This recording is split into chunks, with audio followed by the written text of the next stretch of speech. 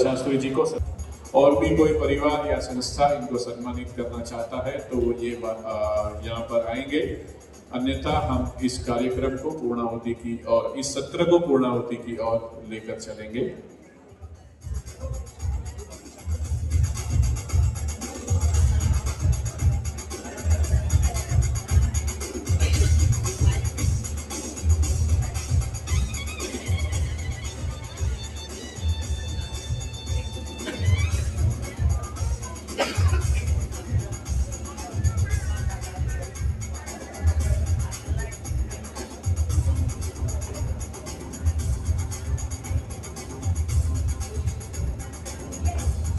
आर्य समाज डोंबिवली के पश्चात आर्य समाज घाटकोपर से पधारे हुए श्रीमान सुनील गुप्ता जी इनको सम्मानित करेंगे।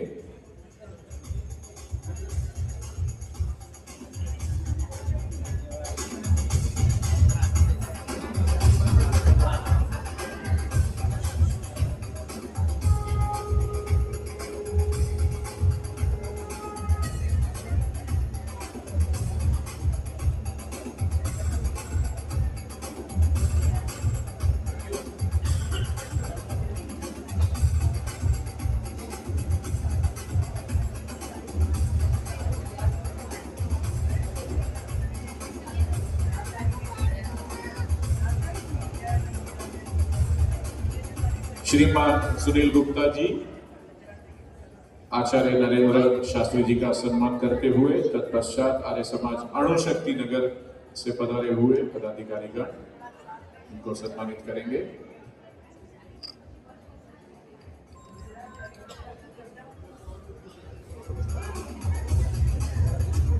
कोषाध्यक्ष है मनोज जी, श्रीमान मनोज जी इनको सम्मानित करेंगे। आइए।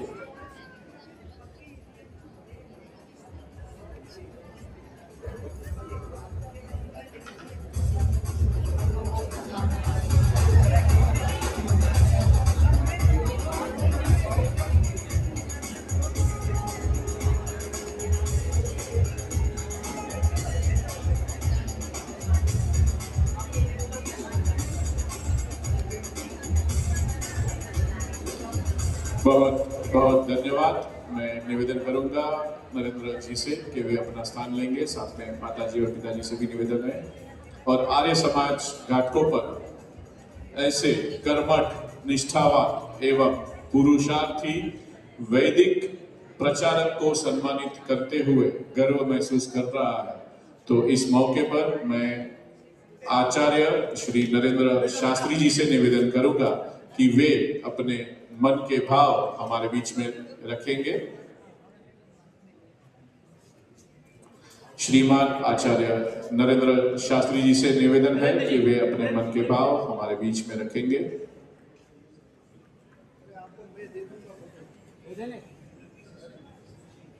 चलिए दे देना।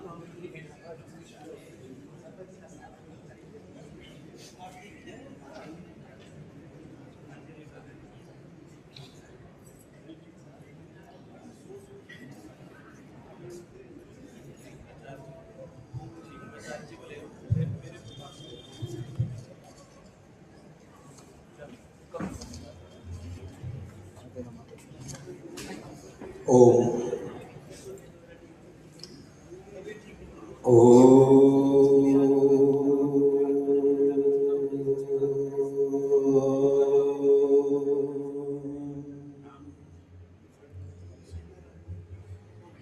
आप सभी को सादर नमस्ते, सभी को नमन। आप सभी ने मिलकर के आज जो भी मेरा सम्मान और पुरस्कार दिया है, मैं उसके लिए जितने भी यहाँ पर लोग उपस्थित हैं, मैं सबका ही अभिनंदन करता हूँ। आर्य समाज घाटकोपर के प्रधान आदरणीय श्री महेंद्र वालजी वेलानी, उप प्रधान आदरणीय श्री लालजी मेघजी पोकार और श्री राजेश प्रभुलाल वेलानी, कोषाध्यक्ष श्री नीलेंद्र भानजी वेलानी, मंत्री श्री भावेश प्रेमचंद पोकार, उप मंत्री श्री मेहुल महेश परसिया और श्री समर्थ रजनीकांत प्रेमजियानी और सह कोषाध्यक्ष श्री कौशिक महेंद्र वेलानी जी, आदरणीय पुरोहित संजय जी और संपूर्ण यज्ञ की व्यवस्था को यहाँ देख रहे श्री विनोद भाई जी वेलानी, श्री अरविंद भाई जेठा भाई पारसिया और हमारे आर्यपुत्री सभा के महामंत्री आदरणीय श्री गौतम जी और हमारे कोषाध्यक्ष आदरणीय श्री वीरेंद्र जी साहनी जी और हमारे इस आर्यवीर दल और प्रतिनिधि सभा का जो बीच में नेतृत्व करते हैं अधिष्ठाता के रूप में आर्यवीर दल के अधिष्ठाता श्री विपिन भाई लद्दा भाई जी पटेल। बहुत लंबी लिस्ट है, मैं सबका ही अभिनंदन करता हूँ और सभी आर्य समाज हैं जहाँ पर उपस्थित हैं, सब आर्य समाजों का भी अभिनंदन करता हूँ। बस भोजन का समय है, बस थोड़े से विचार मैं आप लोगों के अपने मन के भाव रखते हुए वाणी को विराम की ओर लेकर के चलूँगा। आज ये मेरा बहुत ही बड़ा सौभाग्य है कि आज इस मंच से मुझे सम्मानित किया गया। मैं बहुत ही गौरव का अनुभव कर रहा हूँ। मेरा हृदय कृतज्ञता, विनय और उत्तरदायित्व इन तीनों भावों से इस समय परिपूर्ण है। मैं भाव विभोर हूँ और मैं अपने आप को बड़ा सौभाग्यशाली मानता हूँ कि आज आप लोगों के बीच में मुझे आप सभी ने इस योग्य समझा और मेरा सम्मान किया है। ये सम्मान मेरा नहीं है, ये सम्मान तो आर्य समाज का है, महर्षि दयानंद सरस्वती के उन क्रांतिकारी विचारों का है जिनकी प्रेरणा से मैं यहाँ तक पहुँचा हूँ, आर्य समाज तक पहुँचा हूँ और आर्य समाज मिला और आर्य समाज के माध्यम से आप सब लोगों का दर्शन हुआ, आप सब लोग मिले। आर्य समाज से अगर मैं नहीं जुड़ता, महर्षि से नहीं जुड़ता तो ना मैं यहाँ आता, ना आपके दर्शन होते। तो आप सभी के दर्शन से भी मैं अभिभूत हूँ। वैसे मैं ये मानता हूँ कि आर्य समाज न होता तो वेद का ज्ञान नहीं होता। ये बहुत बड़ी बात है कि आर्य समाज के बिना जो वैदिक ज्ञान था वो इस भारत में पुनः हमें दिखाई नहीं देता। आर्य समाज की मैं कृपा मानता हूँ। मैं समझता हूँ आप लोग भी मेरी इस बात से सहमत होंगे कि आर्य समाज न होता तो वेदों का ज्ञान नहीं होता, क्योंकि वेद के ज्ञान को पढ़ने का, लिखने का, सुनने का अधिकार किसने दिलाया? वो केवल और केवल महर्षि स्वामी दयानंद सरस्वती ने जो हमें दिया और उन्हीं की कृपा से जो है आज हम सभी, मैं अपने आप को भी बोलता हूँ ब्राह्मण परिवार से नहीं हूँ लेकिन मैं वेद पढ़ सका। ये किसकी? महर्षि की जो कृपा है मेरे ऊपर कि मैं यहाँ पर पहुँचा हूँ। तो और महर्षि ने कि नहीं, ये वेद ज्ञान केवल ब्राह्मणों तक ही नहीं छोड़ा। उन्होंने बोला कि ये ज्ञान अगर ऋषि आते नहीं तो न तो ब्राह्मण के अलावा न क्षत्रिय को पता चलता, न वैश्य को पता चलता, न शूद्र को पता चलता। ये ज्ञान भारत में जब इस समय जिस तरह से यहाँ पर दिखाई दे रहा है वो दिखाई नहीं देता। तो ये ज्ञान की ज्योति जैसा कल अंकित जी बता रहे थे आचार्य जी, उनका भी मैं हृदय से धन्यवाद करता हूँ। अंकित जी, हमारे दिनेश प्रतीक जी, बड़ा सुंदर जो है सुबह से कार्यक्रम चल रहा था कि यथेमाम वाचम कल्याणी का मंत्र का उद्घोष किया था उन्होंने कि ये जो वेद की वाणी है, जैसे अभी भी बता रहे थे, ईश्वर की जो भी चीज मिली है वो सबके लिए है, तो वेद वाणी क्यों सबके लिए नहीं है? तो इसको यदि हमारे बीच में रखा तो केवल महर्षि दयानंद ने रखा। इसीलिए मैं आर्य समाज के नाम से एक बात कहना चाहता हूं कि आज भारत की जो दिशा है, इतना सुंदर रूप जो दिखाई दे रहा है कि आर्य समाज में होता तो वेद का ज्ञान नहीं होता, आर्य समाज न होता तो वेद का ज्ञान नहीं होता। हिंदू सब कुछ होता पर हिंदुस्तान नहीं होता। आज जो हिंदुस्तान की सुंदर तस्वीर आप देख रहे हैं, ये वेद ज्ञान के कारण है। हम सब लोगों के अंदर वो वैदिक ज्ञान प्रवाहित हो रहा है, उसी के अच्छी विचार, अच्छी सुगंध उसी की है जो सबके अंदर हमें दिखाई दे रही है। सबसे पहले मैं उस माता को नमन करूंगा जिनकी वजह से ये पुरस्कार मुझे प्राप्त हुआ है, परम पूज्य माता सविता वेलजी धनजी वेलानी, और उस परिवार को मैं वंदन करूंगा जिनकी कृपा जिनके घर में इस माँ का आशीर्वाद उनको मिला, आदरणीय महेश वेलानी जी का परिवार, और मैं विशेषकर आर्य समाज घाटकोपर के सभी सदस्यों का भी अभिनंदन करूंगा कि उनको ये पुरस्कार देने का सौभाग्य मिला। ये सौभाग्य भी हर किसी को नहीं मिलता, ये सौभाग्य मिला है आर्य समाज घाटकोपर को, उनके लिए भी मैं अभिनंदन करता हूं।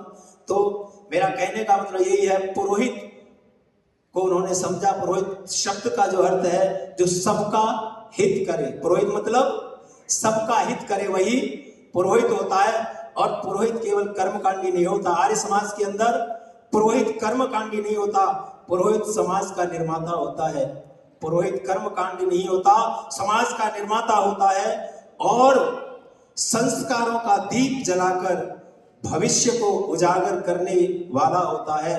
अगर पुरोहित है, अगर हम सही समझेंगे तो संस्कारों का जो दीपक है हर व्यक्ति के अंदर जो जलाता है, वो केवल पुरोहित होता है। इसीलिए पुरोहित का बड़ा महत्वपूर्ण स्थान है और उस स्थान को आपने समझा है और ये पुरस्कार दिया है, जिससे मेरा उत्तरदायित्व और ज्यादा बढ़ जाता है।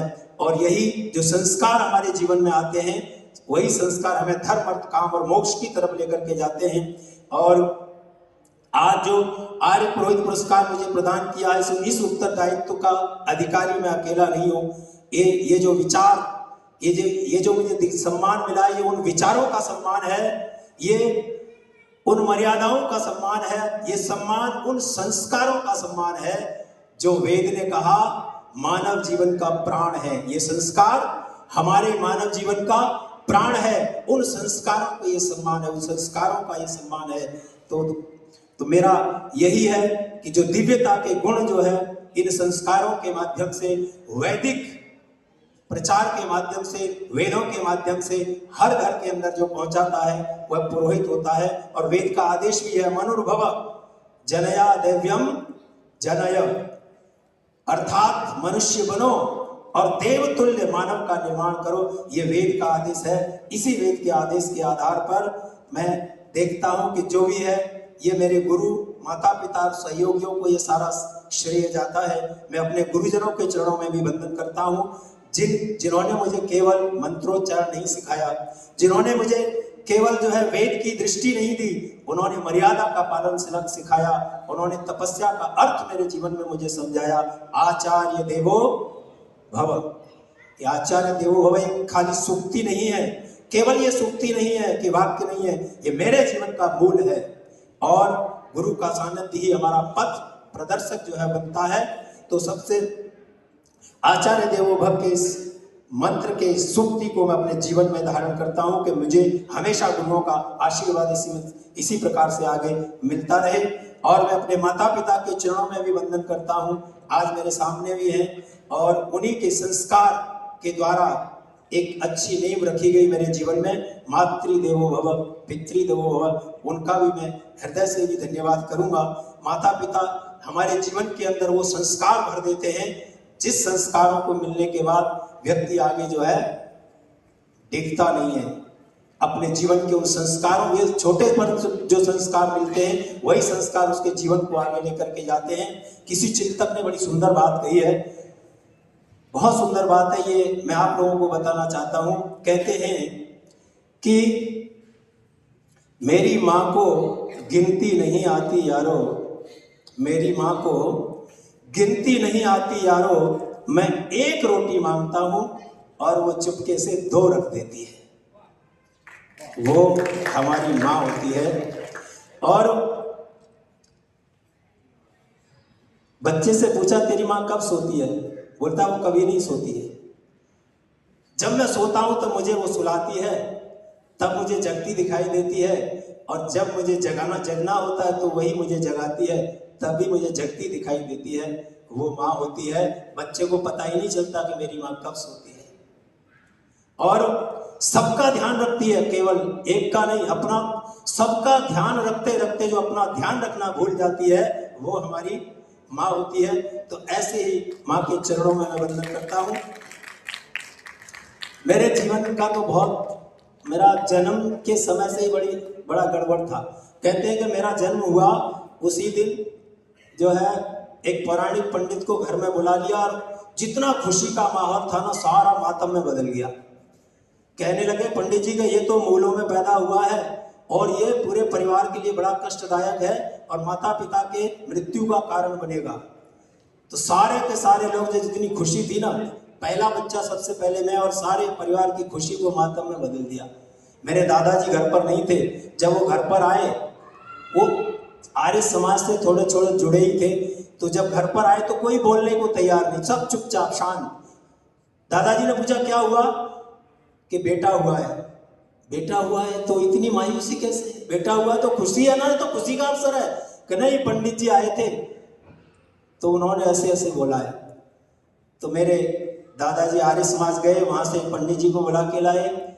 मेरा संस्कार हुआ। संस्कार के समय पंडित जी ने कहा अपने परिवार से एक बच्चे को गुरुकुल पढ़ाओ, नहीं तो बहुत मुश्किल हो जाएगा इस तरह से। तब मेरे चाचा जी गुरुकुल गए, फिर हम सबके अंदर वो संस्कार बढ़ते गए। तो कहते हैं ये तो मूल में पैदा हुआ है। तो मैं इस बात से थोड़ा मेरे अंदर खुशी होती है, महर्षि दयानंद सरस्वती भी है जी मूल में ही पैदा हुए थे, और जो मूली है बाकी सब मामूली है।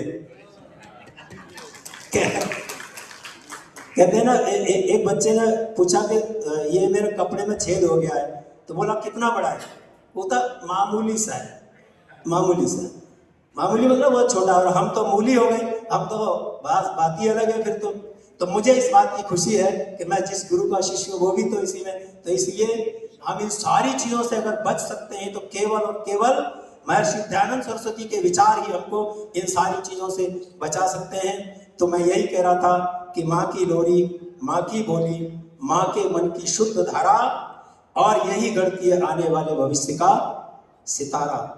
आने वाले भविष्य का जो सितारा है यही गढ़ती है। आर्य पुरोहित बंधुओं का भी मैं खासकर से धर्मधर जी का भी मैं अपने हृदय से उनका धन्यवाद करूंगा। जब मैं पहली बार मुंबई आया सबसे पहले वही मिले, और आज तक मेरे को छोड़ा ही नहीं। हम दोनों जो है आज तक साथ में मिलकर के हर कार्य में साथ चल रहे हैं, और ये हमेशा ईश्वर हमारे ऊपर कृपा रखे कि हमारी ये जोड़ी हमेशा आगे चलती रहे।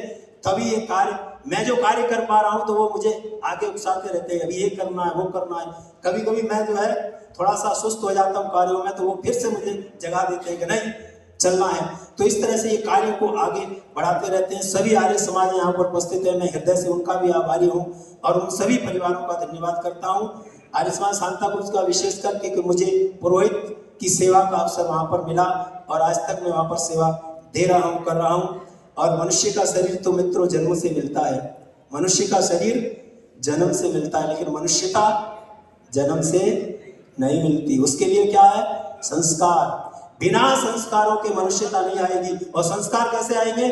पुरोहित को बुलाना पड़ेगा। बिना पुरोहित के संस्कारों का वर्धन नहीं होगा, और संस्कार नहीं हो तो संस्कृति की रक्षा नहीं होगी। संस्कृति की रक्षा संस्कारों से होगी, और संस्कार पुरोहित से होंगे, और जब संस्कार अच्छे होंगे, मनुष्यता होगी, तब वो सच्चे अर्थों में जो हमने बोला ना अभी मैंने, मनुर्भव तब जाकर के हमारा पूरा होगा। तो मैं हृदय से सभी का धन्यवाद कर रहा हूँ। वयम राष्ट्र जागृयाम पुरोहित, जब तक हमारा जो पुरोहित जो है राष्ट्र का जागरूक रहेगा तो वहां सब कुछ ठीक होगा।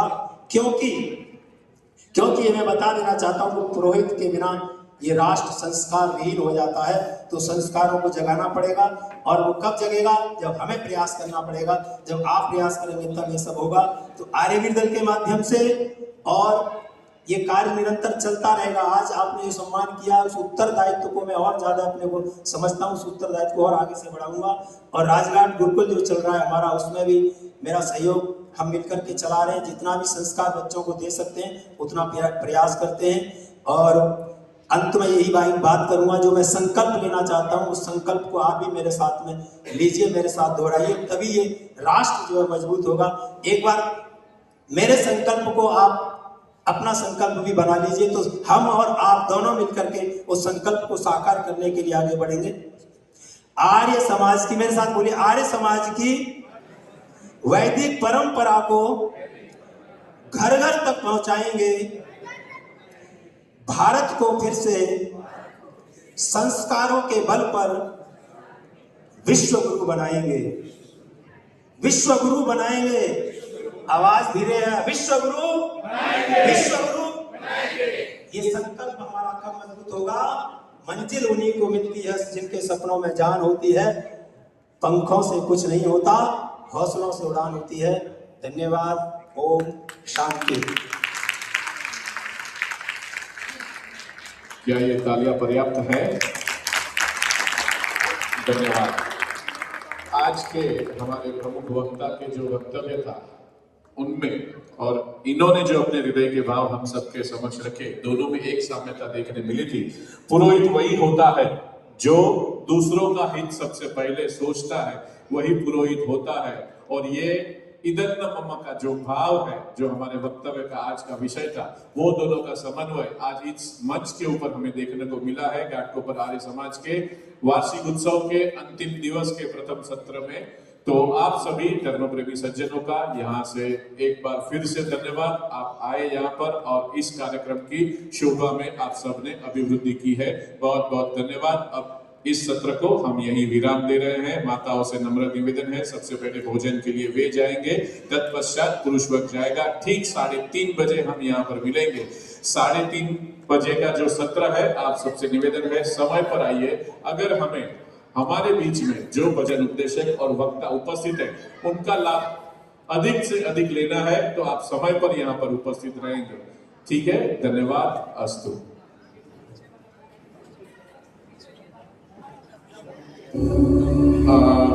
सबसे पहले द्वितीय सत्र में हम भजन सुनेंगे, तत्पश्चात वक्तव्य होगा और फिर अंत में जो घाटकोपर आर्य समाज का यूएस